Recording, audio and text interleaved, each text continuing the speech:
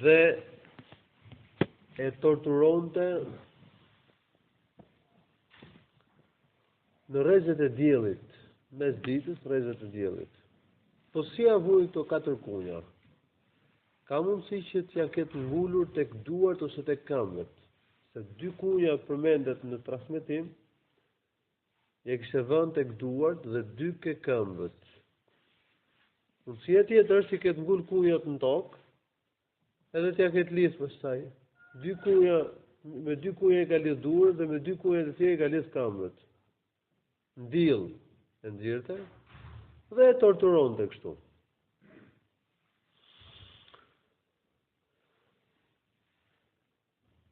Në transmetim thuhet, kur largoheshin torturuesit, me lajket i bonin hija.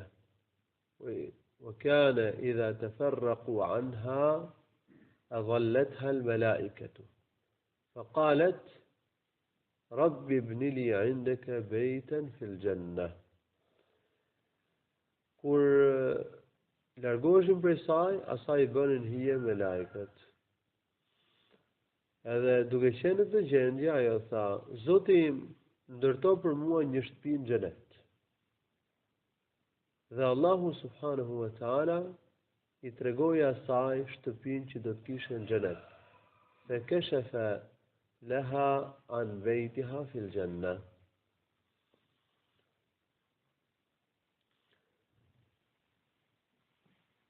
Kjo që thuhet në këtë transmetim nga Abu Huraira, është sjellë dhe nga Selmani, radhiyallahu anhu. Është sjellë dhe nga Ebi Rafi' dhe senedet janë të sakta.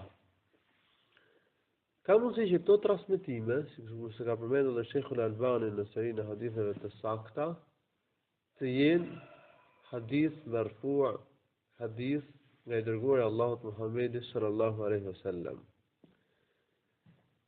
Këtë e përforcon dhe fakti se në librat e histarëve të librit, në Teurat,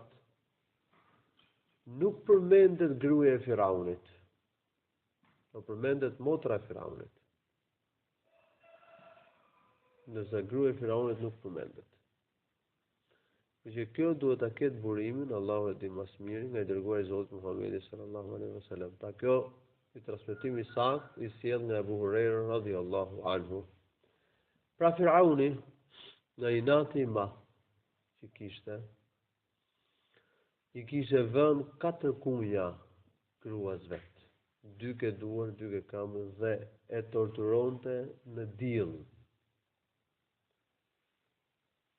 Por Allahu subhanahu wa ta'ala, kur ata largoheshin prej saj, i dërgonte me lajket, i bonin hije me krahët e tyre. Dhe ajo tha, Zoti im më ndërtoi një shtëpi në xhenet. Dhe më shpëton nga Firauni dhe nga puna e tij. Më shpëton për njerëz zullumqtar. Allahu i tregoi shtëpinë që do të kishte në xhenet. Asijetu Muzahim, gruaja e Firaunit, është një ndër gratë më të mira.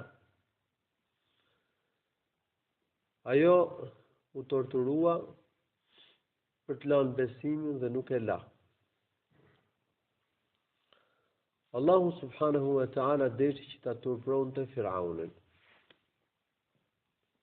Firauni vriste fëmijët e Benu Israilve, djemtë të tyre, me qëllim që të mos dilte ai djali që do t'i rrëmbente pushtetin, apo që do t'i rrëzonte pushtetin. Por në fakt ai djalë që u bë shkak për mbytjen e Firaunit në det, rritet në pallatin e Firaunit. Dhe kjo është turprim i madh për Firaunin, që tregon pa aftësinë e tij. Së dyti, Allahu subhanahu wa ta'ala e mbyti Firaunin dhe ushtrinë e tij në det. Së treti, Mashitatu ibneti Firaun, shërbëtorja e bijës së Firaunit, ajo që i shërbente dhe i krihte flokët, pranon Islamin e mohon hyjnizimin e Firaunit dhe pohon se Zoti vetëm është Allahu subhanahu wa ta'ala, të cilën ka ndëshkuar Firauni atë dhe bijtë e saj, dhe do ta përmend këtë gjë mësimin e ardhshëm inshallah ta'ala. Allahu lartësuar turpron dhe më shumë Firaunin. Njeriu më i afërt tek Firauni, njeriu që qëndronte më pranë tij. Gruaja e tij pranon Allahu si Zotin e vetëm, pranon Musa'in si të dërguar të Zotit dhe heq dorë nga hyjnizimi i Firaunit. Firauni nga inati i madh e ndëshkoi në mënyrën se si u përmend gruan e vet. Por Allahu subhanahu wa ta'ala e zgjodhi atë si martire. Përmendet në një transmetim se Firauni i hodhi një gur mulliri në bark dhe vdiq. Vdiq për gruaja e tij, ra shahide martire. Ky tregim dëshmon se imani fort bën që njeriu përballet me sprovat, vështirësitë, vujtjet dhe torturat me sukses. Kur njeriu ka iman të fort, qëndron. Alhamdulillah. Imani i fort që kishte kjo gruaja është e dobët zakonisht, por ama imani kishte të fort. Ka pas edhe gra që kanë pas iman të madh. Fjalën iman e kuptoni, besim. E kishte besimin të madh tek Allahu, tek dita e gjykimit, ke xheneti, shpresonte, kishte shpresë madhe ke xheneti. I besonte fort ato që i kishte thënë, që i tregonte Musaja alayhi salatu wassalam, që kur u torturua nuk u dorëzua. Po qëndroi fort në fenë e Allahut dhe nuk e latë. Prandaj muslimanit i nevojitet imani fort për të përballur me vështirësitë, me problemet, për të mos rënë haram, për të kryer rregullisht detyrat fetare si namazi e kështu me radhë. Tregimi dëshmon se qafirat kanë inat madh ndaj muslimanëve. Shikoni çfarë inati të tërbuar kishte Firauni. E merr gruan e vet, i vë kunja edhe e torturon diell. E në fund i hodhe një gur edhe e vrau. Ky është inati dhe urrëtia e madhe që ka shtyp si qafiri karshi muslimanëve. Allahu na ruaj. E treta, ka njerëz që kanë zgjedhur kënaqësitë e ahiretit, xhenetit, karshi kënaqësive të kësaj bote. Gruaja e Firaunit, çfarë zgjodhi?